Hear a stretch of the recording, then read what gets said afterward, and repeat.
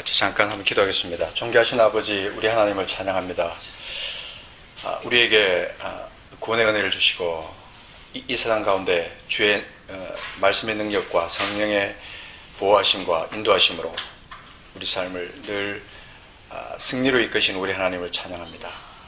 오늘 이 시간에 우리에게 또 주시는 이 말씀을 따라 이 말씀과 함께 또 승리하는 우리 삶을 다짐하고 주께 우리 삶을 의지하는 그런 결단의 시간이 되게 하옵소서. 함께 하실 주님을 찬양하며 예수님의 이름으로 기도합니다. 아멘. 오늘 말씀 빌립보서 2장에 있는 말씀입니다. 빌립보서 2장 13절부터 16절까지 보겠습니다. 빌립보서 2장 13절. 이 말씀은 특별히 우리가 12절에 있는 말씀, 두렵고 떨림으로 너희 구원을 이루라는 말씀 이어서 13절부터 나오는 말씀입니다. 16절까지 우리 보겠습니다. 같이 한번 읽겠습니다. 13절, 16절. 너희 안에서 행하시는 이는 하나님이시니 자기의 기쁘신 뜻을 위하여 너희에게 소원을 두고 행하게 하시나니 모든 일을 원망과 시비가 없이 하라. 이는 너희가 흠이 없고 순전하여 어그러지고 거스르는 세대 가운데서 하나님의 흠없는 자녀로 세상에서 그들 가운데 빛들로 나타내며 생명의 말씀을 밝혀 나의 다름질이 헛되지 아니하고 수고도 헛되지 아니하므로 그리스도의 날에 내가 자랑할 것이 있게 하려 함이라. 아멘. 우리가 오늘 이 말씀과 함께 한 가지 오버랩하면서 같이 묵상해 볼 말씀이 있습니다. 이 말씀을 덮지 마시고 로마서 8장에 있는 말씀 보겠습니다. 이미 로마서 8장은 잘 암송하고 하시니까 이미 암송하시는 분들은 한번 그 내용을 한번 보시기 바랍니다. 14절부터 14절부터 17절까지 말씀에서 이 말씀의 핵심이 무엇인가 하는 것을 한번 생각을 해보시기 바랍니다. 14절부터 17절까지입니다. 무릇 하나님의 영으로 인도함을 받는 사람은 곧 하나님의 아들이라. 너희는 다시 무서워하는 종의 영을 받지 아니하고 양자의 영을 받았으므로 우리가 아빠 아버지라고 부르짖느니라. 성령이 친히 우리의 영과 더불어 우리가 하나님의 자녀인 것을 증언하시나니 자녀이면 또한 상속자 곧 하나님의 상속자요 그리스도와 함께한 상속자니 우리가 그와 함께 영광을 받기 위하여 고난도 함께 받아야 할 것이니라. 우리가 아는 대로 이 로마서 전체의 주제가 뭘까? 여러분 한번 생각해 보십시오. 로마서 전체의 주제가 무엇일까? 로마서를 이렇게 처음부터 끝까지 쭉 묵상하다 보면 그 속에서 무엇을 발견할 수 있냐면 하나님의 마음, 아버지의 마음을 그 속에 발견할 수 있어요. 이스라엘과 열방을 향한 그 하나님의 마음을 로마서 전체에서 발견할 수 있습니다. 하나님의 자녀로 특별히 우리가 물과 성령으로 거듭난 뒤에 우리가 하나님의 자녀로 어떻게 살아야 될 것인가 하는 그런 내용들을 쭉 로마서 1장부터 쭉 일러주고 있습니다. 전반부에 가서는 자녀의 신분에 대한 확신이 있고 그 다음에 죄사함의 확신을 일러주고 후반부에 가서는 공동체와 더불어 자녀가 하나님의 자녀답게 살아가는 그 삶의 영적 원리를 가르쳐주고 있습니다. 무엇보다도 우리가 중요하게 생각해야 될 것은 물론 이제 천국 가는 게 중요하죠. 우리가 이 땅 살면서 결국 이 세상에서 막 고생하고 살다가 고난받고 살다가 그 천국 못 가면 안 되잖아요. 천국 가는 건 굉장히 중요하지만 아주 중요한 하나의 핵심을 우리가 놓치지 않고 살아야 된다는 것이죠. 그게 뭐냐면 자녀됨의 확신입니다.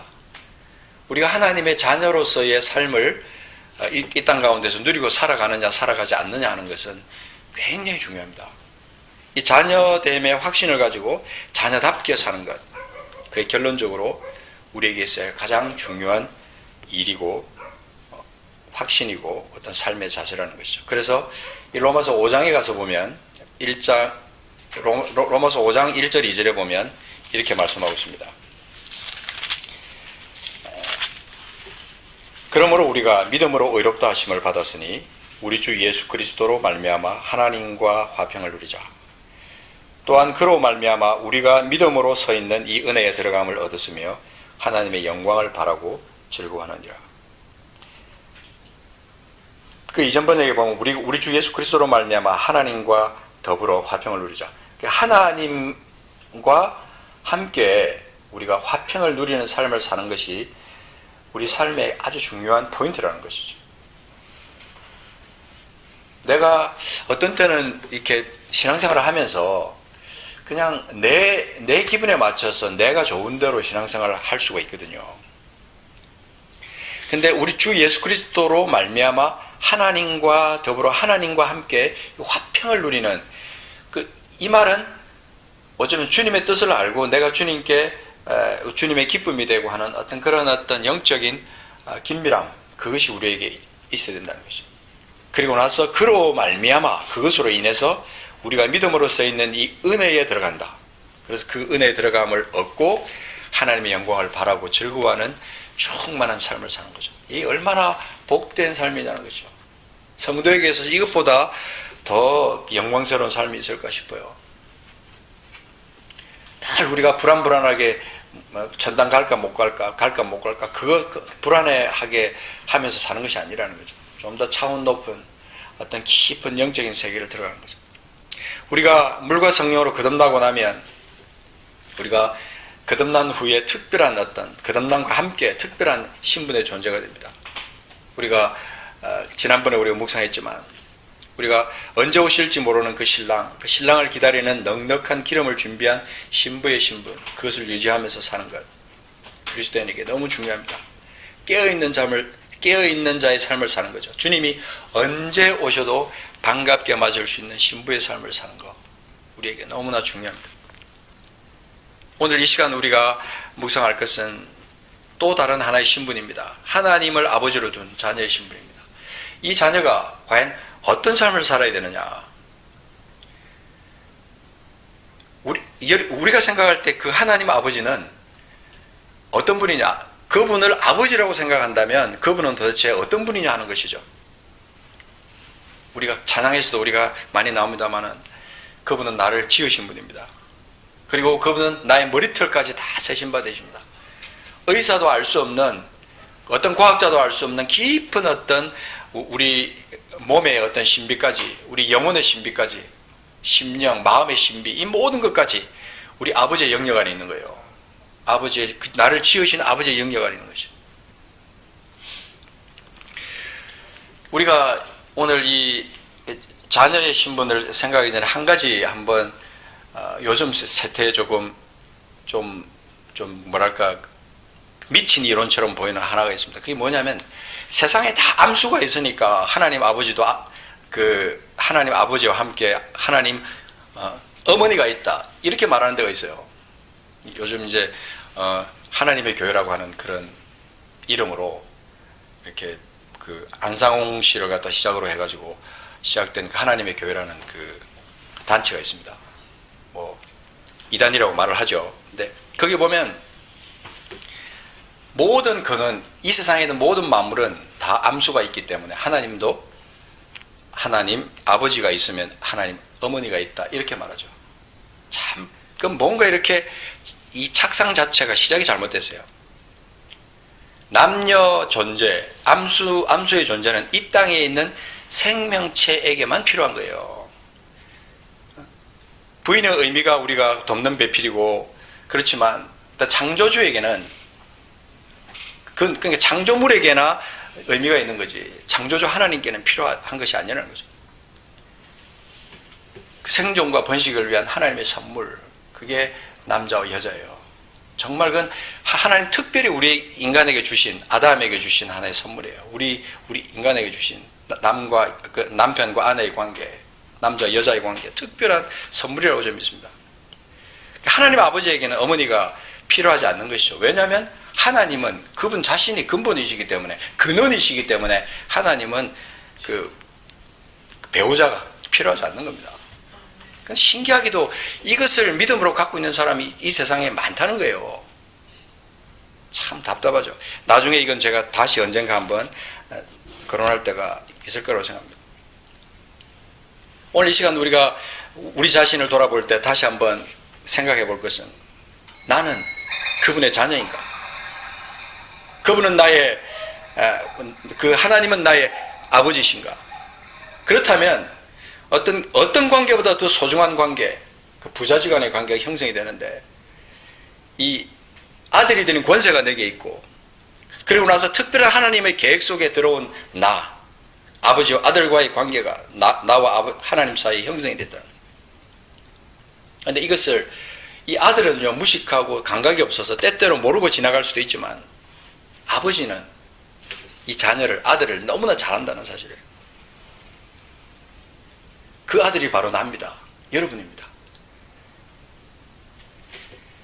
우리 또 로마서 8장 16절에 보면 그렇게 말씀하지 않습니까? 성령이 친히 우리의 영과 더불어 우리가 하나님의 자녀인 것을 증언하신다. 그렇습니다. 성령이 우리에게 시시각각으로 내가 하나님의 자녀인 것을 계속 증언하고 계세요. 그 말은 내가 자녀라는 것은 자녀이기 때문에 하나님을 아버지라고 믿고 나가는 그것만 생각할 것이 아니라, 자녀라는 그 사실을 네가 잊지 말라는 거예요.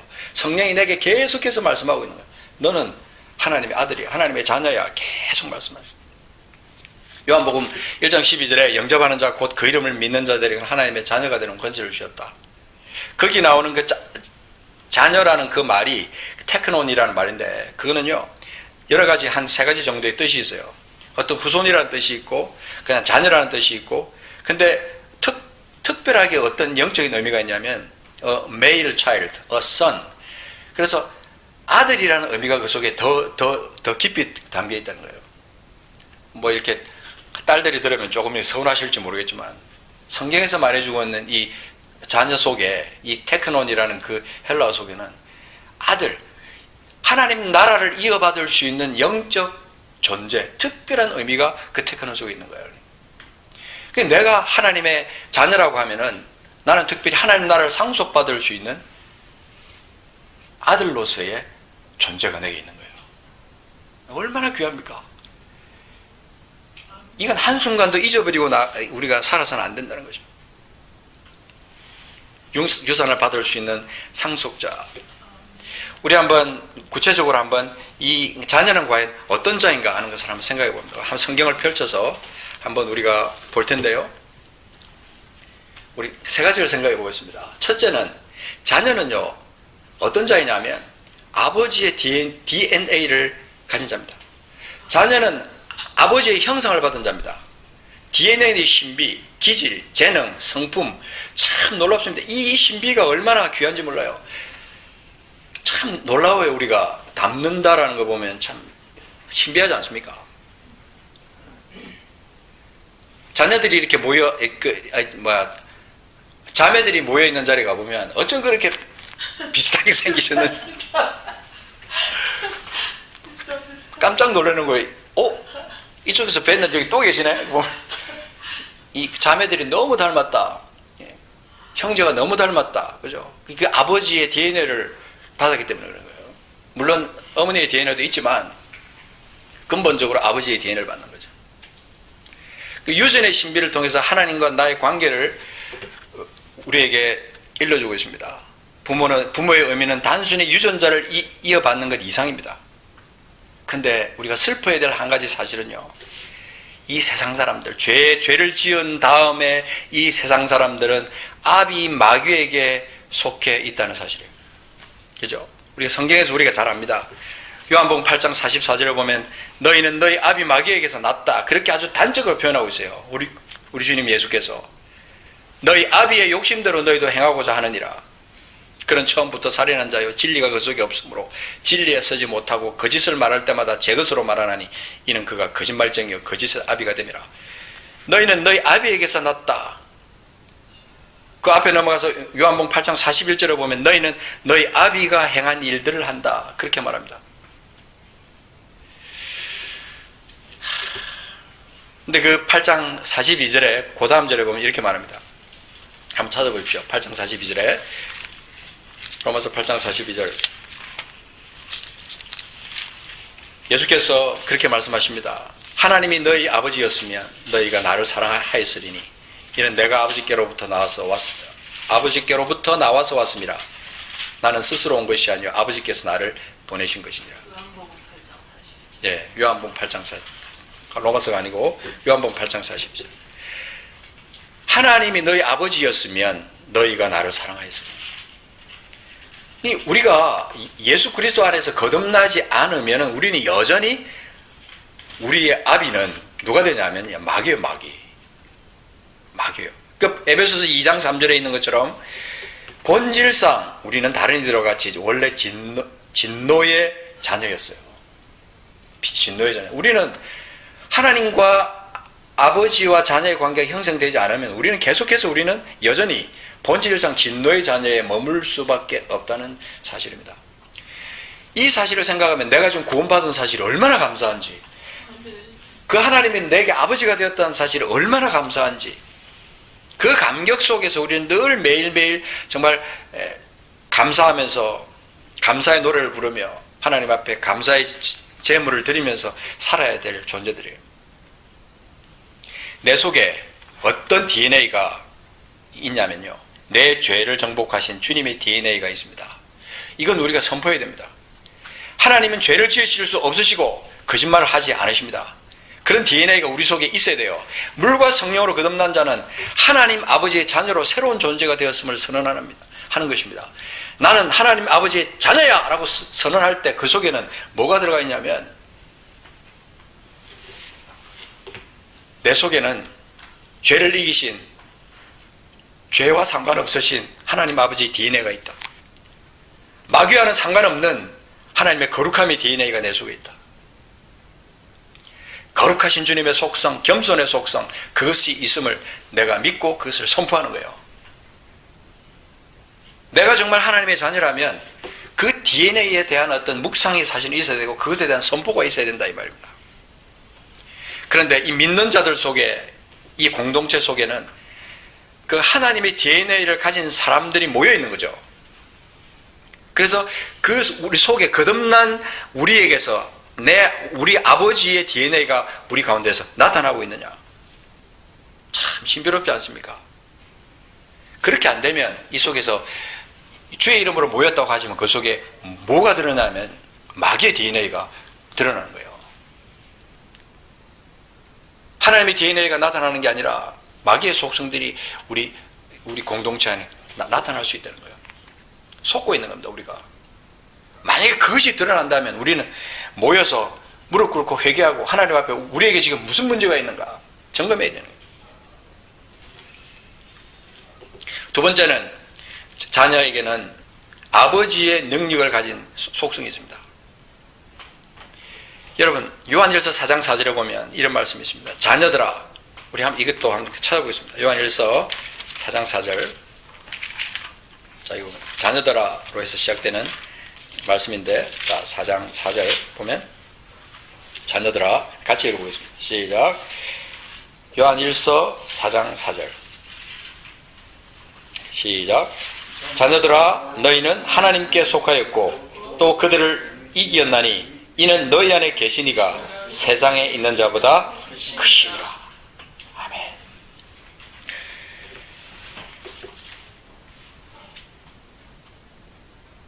그분의 어떤 능력, 너희는 하나님께 속하였고 또 그들을 이겼다. 이는 너희 안에 계시니가 세상에 있는 자보다 크심이라.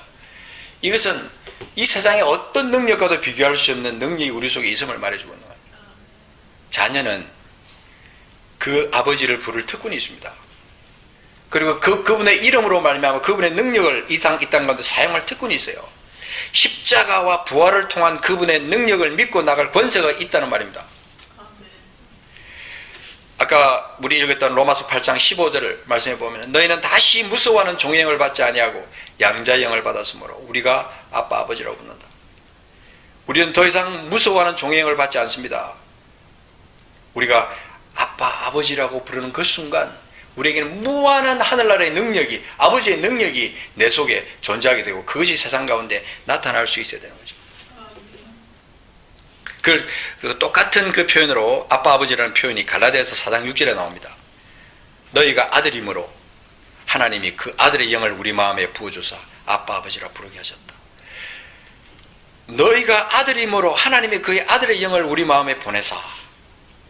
그러니까 그분 속에 있는 하나님께 속해 있는 무한한 창조주의 그 능력이 아들인 내게 있다는 거예요. 아멘. 내가 이 땅을 살아가면서 얼마나 그것을 사용하다가 갈지 모르겠지만 그 능력이 내게 있는 거예요. 참 신비 중에 신비입니다. 저는 요즘 이것을 이렇게 묵상하려 봅니다. 하나님 나라의 신비, 아버지의 그 능력, 그것을 내가 받았는데 그것을 내가 지금 이 땅 가운데 얼마나 사용하고 있는가. 말로서 또한 행동으로서 삶의 어떤 그 내 모든 혼과 영과 육을 다스리는 모든 어떤 전체적인 전인적인 어떤 요소로서 내가 과연 하나님의 자녀로서 아들로서 이 특권을 얼마나 누리고 있느냐. 아버지는 우리에게 모든 좋은 것을 그죠? 주기를 원하십니다. 이미 다 필요로 하세요. 근데 그 중에 우리가 이 땅 가운데 누리고 살아야 될 그분의 능력, 그 능력을 우리가 얼마나 사용하고 있느냐.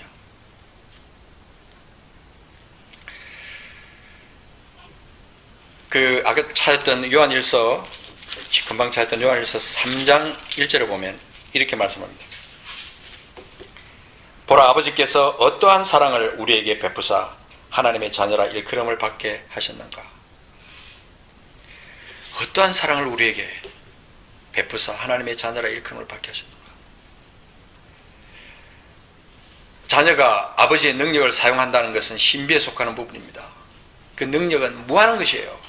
그 능력이 병자를 고치는 것에서만 나타나는 것이 아니라는 것을 우리 알아야 됩니다. 많은 사람들이 능력 그러면 꼭 병을 고치고 뭐 죽은 자를 살리고 어떤 그런 어떤 초자연적인 능력만을 자꾸 생각하는데 그게 아니고 내 삶 가운데 가장 크게 확실하게 나타나야 될 부분이 뭐냐면요, 죄와 어둠의 세력에 관한 것이에요. 죄와 어둠의 세계를 이길 수 있는 능력이 아버지로부터 내게 와 있다는 사실이죠. 그걸 내가 가지고 있다는 사실. 그걸 우리가 잊어버리고 살 때가 많습니다. 슬픈 일이죠. 그래서 디모데후서 3장 5절에 보면, 여기 보면 경건의 모양, 경건의 능력이라는 말이 나오는데, 여기 보면 경건의 모양은 있으나 경건의 능력은 부인하니 이 같은 자들에게서 네가 돌아서라, 그렇게 말하고, 그 좀 뒤에 넘어가서 17절에 보면 하나님의 사람으로 온전하게 하면 모든 선한 일을 행한 능력을 갖추게 하려니라. 하나님의 사람이 하나님의 말씀 안에서 자녀됨의 권세를 가지고 경건의 능력을 이 땅 가운데 행사하면서 살아가는 것, 이게 믿는 자의 특권이면서 반드시 나타내야 될 하나의 그 현상입니다. 그런데 우리가 이것을 때때로는 잊어버리고 때때로는 알지도 못하고 그렇게 살아갈 때 너무나 많아요. 하나님의 능력은, 하나님 나라의 능력은 무한한 거예요. 끝이 없는 겁니다. 오늘날의 어떤 과학적인 어떤 그런 과학이나 어떤 의학이나 이런 것들이 발달하면서 점점 우리가 하나님의 능력을 믿는 믿음이 점점 상실되는 것을 느껴요. 제가 고등학교 졸업하고 그 폐기력에 걸려서 이제 대학을 못 가고 다시 1년을 쉬는 과정에서 저는 의학의 어떤 힘을 초월한 하나님의 능력을 저는 체험했어요. 어떻게 그렇게 2개월 만에 완전히 그 학교도 못 가고 쉬어야 되는 그런 상황 속에서 하나님께서 정말 살아계신 하나님의 역사가 나타나면서 그 폐결핵의 모든 그것이 완전히 사라지고 석고화되는 그런 현상을 제가 체험하면서부터 하나님의 능력은 무한한 것이구나. 내가 끌어들이면 끌어들일수록 그 능력은 내 삶을 통해서 마음껏 사용될 수 있는 거구나 그래서 확신했어요. 더더구나 아버지와 자녀와의 관계 속에서 하나님 나라를 내가 유산으로 받을 수 있는 그 권세를 받은 아들이 되면서 내 속에 그 하나님의 능력이 얼마나 크고 중하게 내게 있느냐, 얼마나 보배롭느냐 이거입니다. 그것을 보배롭게 여러분들 생각해 보셨습니까?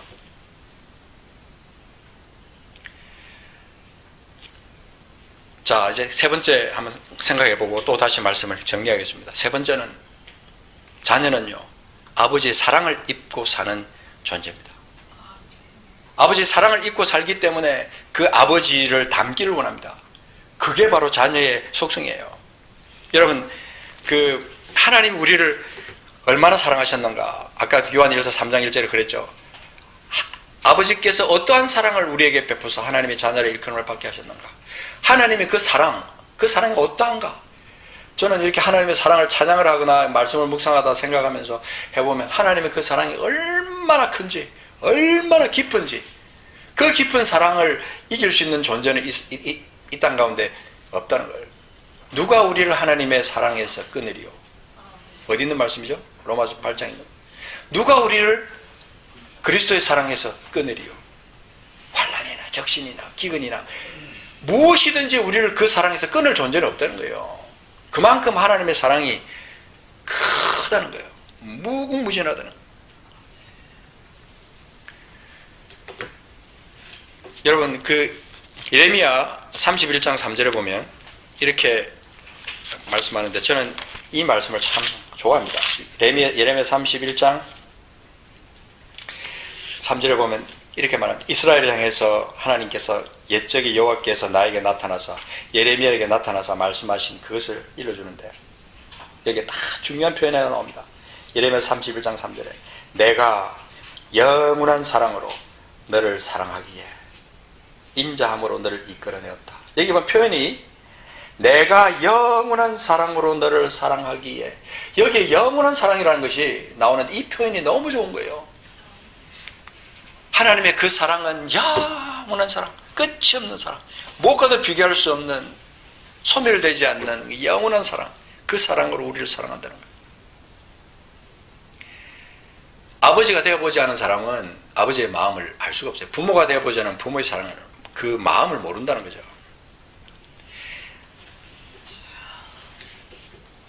정말 우리가 생각이 바로 박혀있는 자녀라면 아버지의 그 자녀를 향한 소원, 그것을 마음에 새길 수 있어야 돼요. 아버지 그 사랑이 도대체 무엇인가? 왜 나를 사랑하는가? 우리의 찬양 중에도 그런 찬양이 참 많아요. 참 많습니다. 그죠? 하나님 아버지는 내게 무슨 소원을 정말 갖고 계실까? 옛날에 그런 얘기 있었습니다. 개 아버지, 그의 아버지, 그죠? 그 아버지가 그랬잖아요. 자기는 옆으로 계속 가도 자녀는 바로 가기를 원한다. 자기는 옆으로 계속 가면서 자녀는 똑바로 가기를 원하는 거예요. 야, 너 왜 그렇게 옆으로 가니? 나는 이렇게 가더라도 너는 좀 앞으로 좀 가. 옛날부터 미국에서도 계속 그런 속담처럼 그게 있더라고요, 제가 보니까. 저는 어릴 때 저희 아버지께서, 제가 중2 때 아버지께서 돌아가셨어요. 근데 어릴 때 아버지가 나를 향해서 이렇게 하셨던 그 말이나 행동을 통해서 아버지의 마음을 지금 생각해 보면, 그때 그래서 아버지께서 그렇게 행동을 하셨구나. 어떻게든 아들에게 좋은 것을 물려주려고 하셨던 그 아버지. 이렇게 아버지가 담배를 굉장히 많이 피셨어요. 그래서 담배를 많이 피셨기 때문에 결국 폐암으로 돌아가셨긴 했는데, 이 담배를 피시면 이렇게 담배 연기 도너츠를 만들잖아요. 그거를 어릴 때 제가 보면 그게 신기한 거예요. 그래서 저도 그걸 해보고 싶은 거예요. 근데 아버지가 그때 하셨던 말이 생각이 나요. 안 돼! 절대로 안 된다는 거예요. 본인은 이렇게 멋있는 연기 도너츠를 만들지만 너는 만들면 안 된다는 거야. 안 보셨어요? 연기 도너츠. 봤어요. 예, 그죠. 저는 어릴 때 그게 참 하고 싶었는데 하지 말라는 거예요. 안 된다는 거예요. 하나님이 나를 향해서 아버지 되셔서 나를 향해서 하시는 말씀, 내게 원하시는 것이 있는 거, 그거를 우리가 알지 못하고 나간다면 우리 영적으로 굉장히 많은 부분을 손해를 보고 나갑니다. 나를 지으신 주님, 내 안에 계셔 처음부터 내 삶은 그 손에 있었죠. 그 찬양처럼 나를 지으신 주님, 내 안에 계셔 처음부터 내 삶은 그의 손에 있었죠. 맞습니다. 그분의 사랑 안에 내가 온전히 있는 거예요. 처음부터 끝까지 그분 사랑 안에 있는 거예요. 우리 아버지는 정말 나의 보호자십니다. 나에게 모든 것을 주고 싶어 하시고 내가 가장 좋은 것을 가지고 이 땅을 승리하며 살기를 원하시는 아버지. 그리고 우리 아버지는 늘 그분의 성품을 따라 살기를 원하십니다. 그분의 사랑을 담기를 원하고 그분 사랑 안에 거하기를 원하는 거죠. 주님의 형상을 닮아가기를 원하는 거죠. 그런데 우리는 그런 소원을 갖지 않습니다. 우리는 이런 소원을 가져야 됩니다. 주님의 내가 형상을 담고 싶어요. 그분의 뒤를 따라가고 싶어요. 그분의 성품을 그리면서 묵상하는 거죠. 그분의 거룩함과 그분의 어떤 그 인자하심과 오래 기다리심과 이 모든 그분의 성품을 생각할 때 나의 부족함을 깨달을 수 있어야 되고. 그래서 에베소서 5장 1절에 보면 이렇게 말합니다. 그러므로 사랑을 받는 자녀같이 5장 1절에 보면 그러므로 사랑을 받는 자녀같이 너희는 하나님을 본받는 자가 되고 2절에 그리스도께서 너희를 사랑하신 것 같이 너희도 사랑 가운데 생활하라. 그는 우리를 위하여 자신을 버리사 향기로운 제물과 희생제물로 하나님께 드리셨느니라. 우리가 하나님의 사랑을 온전히 받고 있다면 그 사랑을 받는 자녀처럼 자녀같이 우리는 하나님을 본받는 자가 되어야 된다. 이게 자녀의 도리예요. 자녀의 도리. 그렇게 말 안 듣던 녀석이 지가 자녀가 돼 보니까 아들이 있어 보니까 내가 그때 아버지에게 정말 내가 잘못했었구나 하는 것을 느낀다 그러잖아요. 참 신기해요.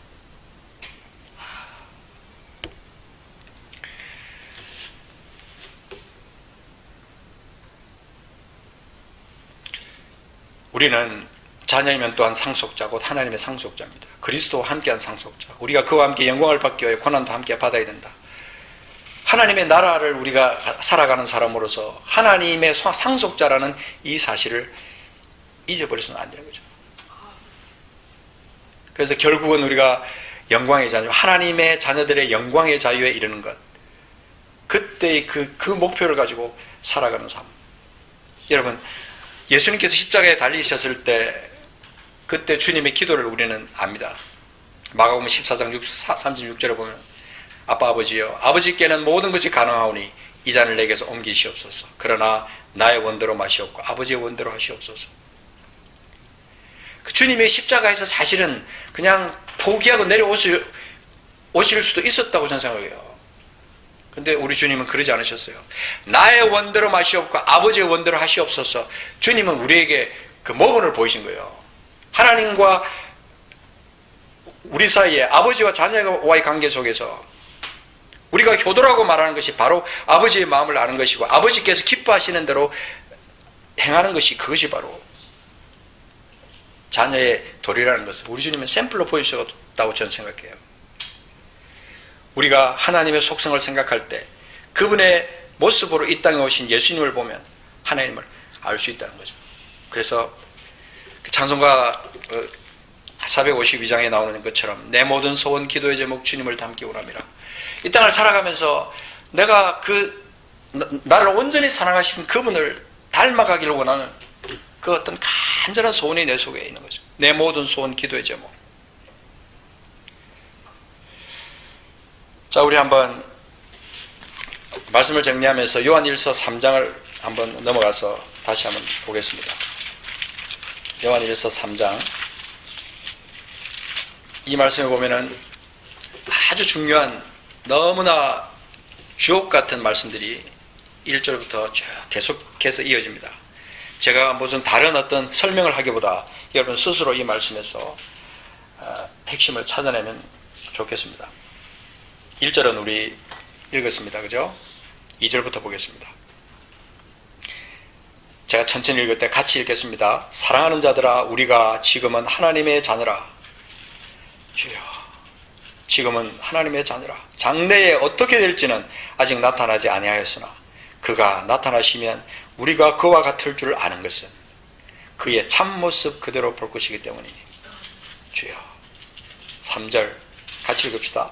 주를 향하여 이 소망을 가진 자마다 그의 깨끗하심과 같이 자기를 깨끗하게 하느니라. 죄를 짓는 자마다 불법을 행하나니 죄는 불법이니라. 5절 그가 우리 죄를 없애려고 나타나신 것을 너희가 아나니 그에게는 죄가 없느니라. 6절 그 안에 거하는 자마다 범죄하지 아니하나니 범죄하는 자마다 그를 보지도 못하였고 그를 알지도 못하였느니라. 여러분 거기 그 안에 거하는 자마다 이 말은 그분을 아버지로 모시고 살아가는 자마다 이 뜻이에요. 그게 그 안에 거하는 자마다. 그죠? 7절에 자녀들아 아무도 너희를 미혹하지 못하게 하라. 의를 행하는 자는 그의 의로우심과 같이 의롭고 죄를 짓는 자는 마귀에게 속하나니 마귀는 처음부터 범죄함이라. 하나님의 아들이 나타나신 것은 마귀의 일을 멸하려 하심이니라. 하나님께로서 난 자마다, 여러분 여기 중요합니다. 9절에 하나님께로서 난 자마다 죄를 짓지 아니하나니 이는 하나님의 씨가 그의 속에 거함이요 그도 범죄하지 못하는 것은 하나님께로부터 났음이라. 하나님께로부터 났기 때문이라. 이러므로 10절에 하나님의 자녀들과 마귀의 자녀들이 드러나나니 주여 무릇 의를 행하지 아니하는 자나 또는 그 형제를 사랑하지 아니하는 자는 하나님께 속하지 아니하나니. 하나님의 사랑의 속성이 하나님의 자녀들을 통해서 이 땅 가운데 그것이 드러난다는 거예요. 그러나 하나님의 자녀가 아니라면 자연스럽게 죄를 짓는 그것이 드러나겠죠. 이름이 크리스찬이라 그래서 이름이 예수 믿는다 그래서 여전히 죄 가운데 거한다 그러면 이미 이 문제가 심각한 거 아닙니까? 9절에 있는 것은 하나님께로부터 난 자마다 하나님을 아버지로 모신 자마다 죄를 짓지 아니하나니. 아주 심플한 복음의 진리예요. 심플한 복음의 진리. 우리의 삶은 그분이 우리 아버지가 되시기 때문에 세상에서 구별되어야 한다는 것을 말씀하고 있는 겁니다. 부정한 것과의 구별, 죄와의 구별, 어둠의 세력과의 구별. 그래서 결단적으로 결정적으로 말해주는 그 말씀 중에 하나가 고린도후서 6장 17절 18절인데요. 여기 보면 정말 핵심 같은 중요한 말씀이 있어요. 고린도후서 6장 17절 18절 누가 한번 찾아서 큰 소리로 한번 읽어주시기 바랍니다. 고린도후서 6장 17, 18.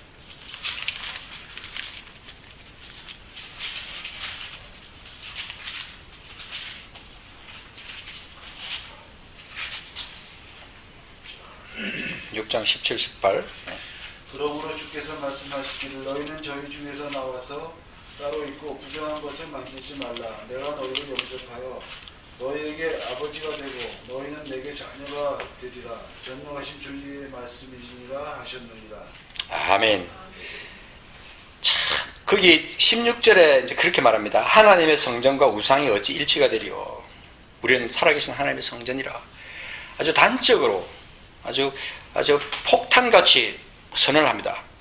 하나님의 성전과 우상이 어찌 일치가 되리요. 우리는 살아계신 하나님의 성전이라. 그렇게 말하면서 쭉 나갑니다.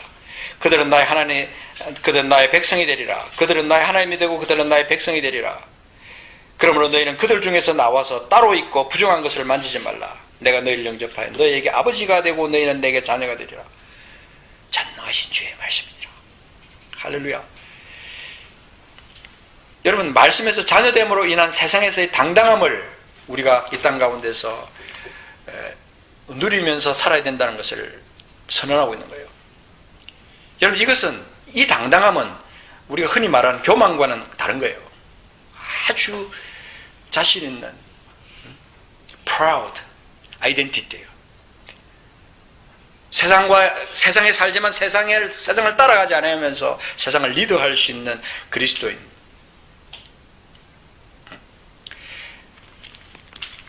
그래서 그 14절에는 좀 더 올라가서 14절에는 그랬어요. 너희는 믿지 않는 자와 멍에를 함께 하지 말라.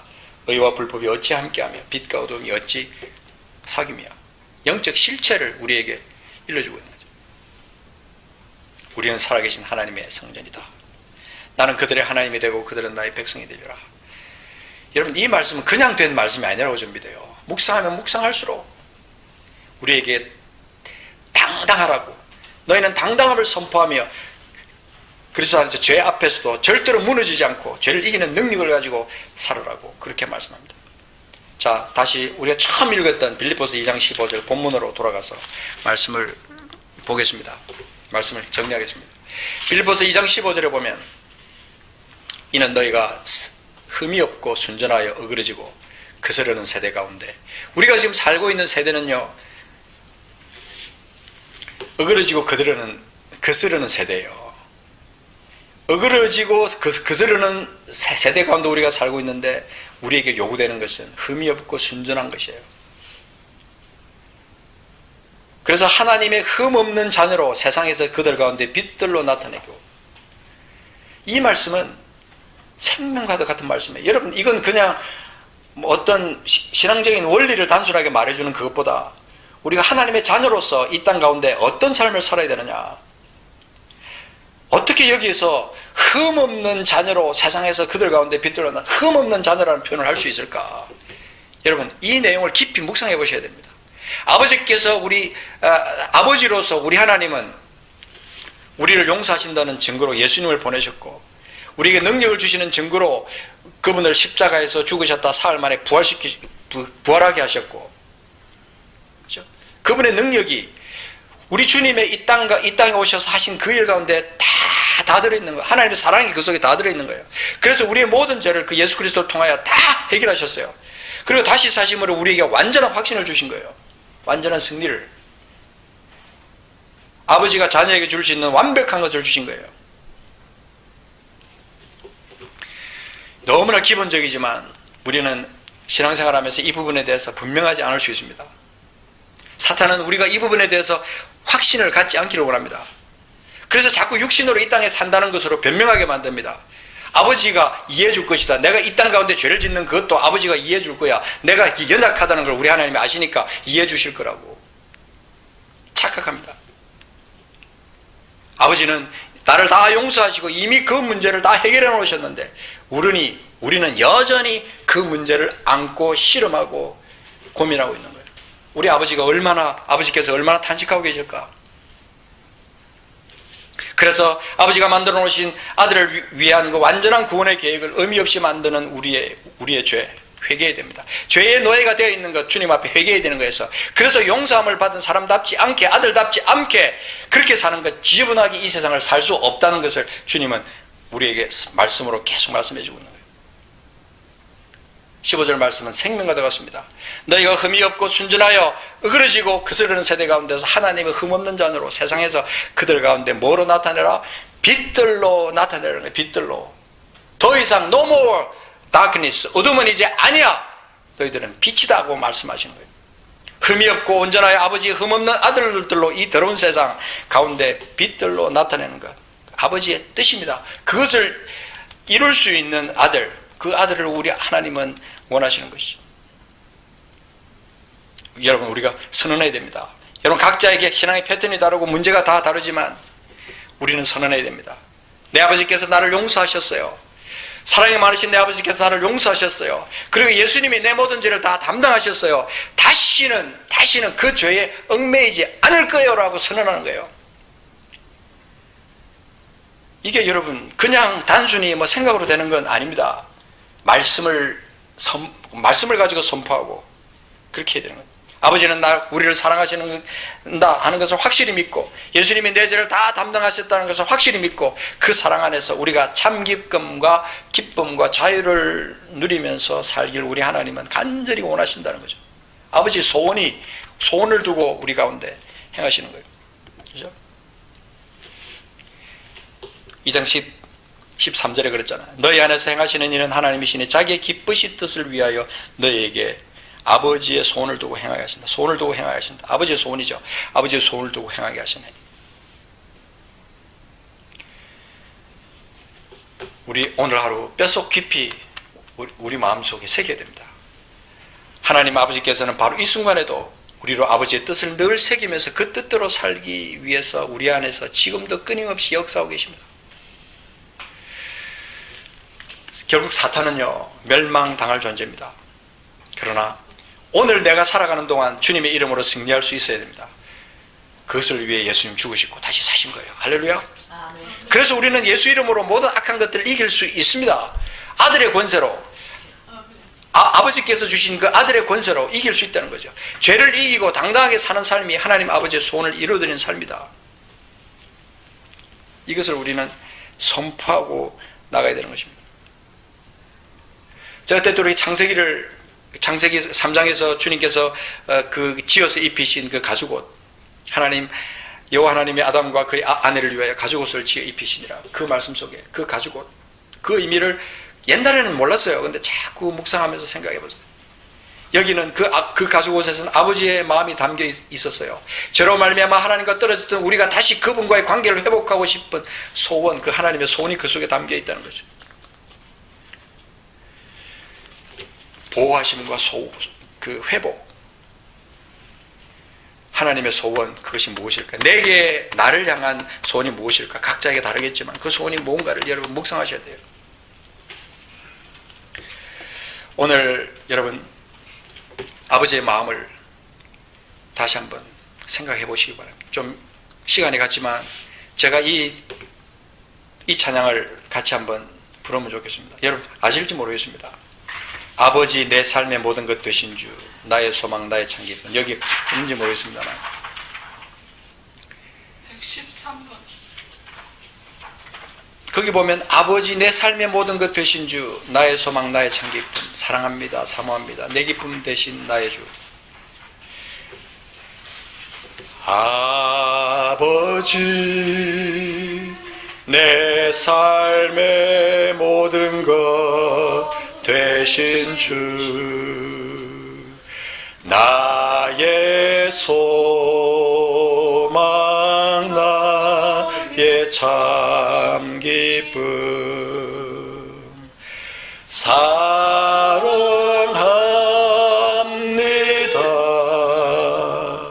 사모합니다,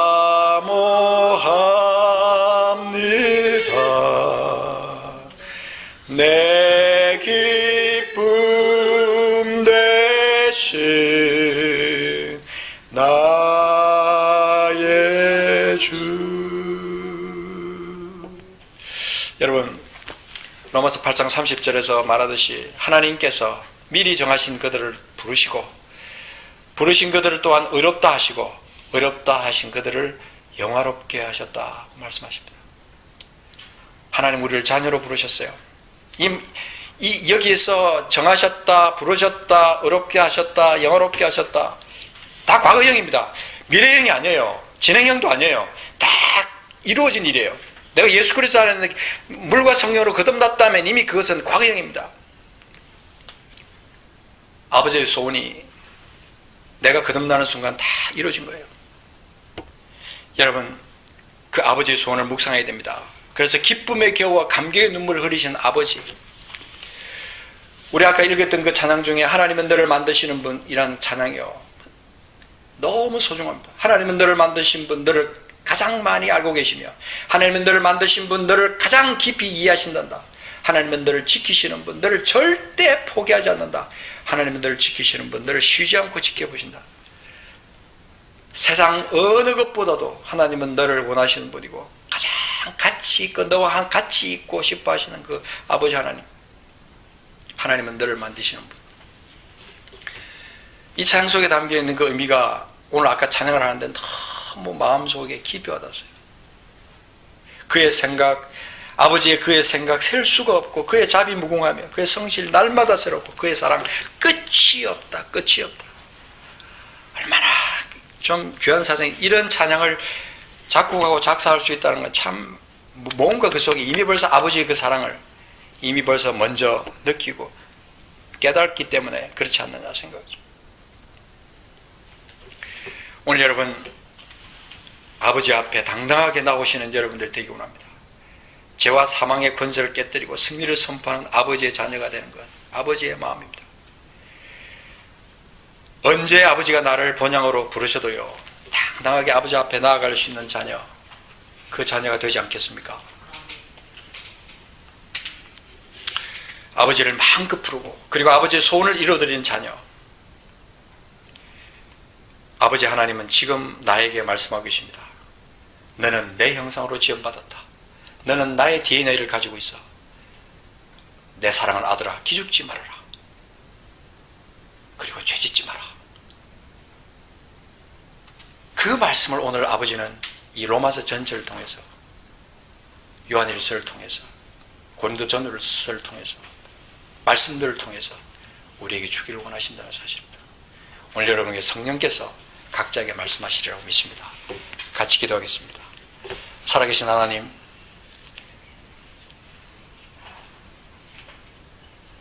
우리 하나님, 당신은 나의 아버지십니다.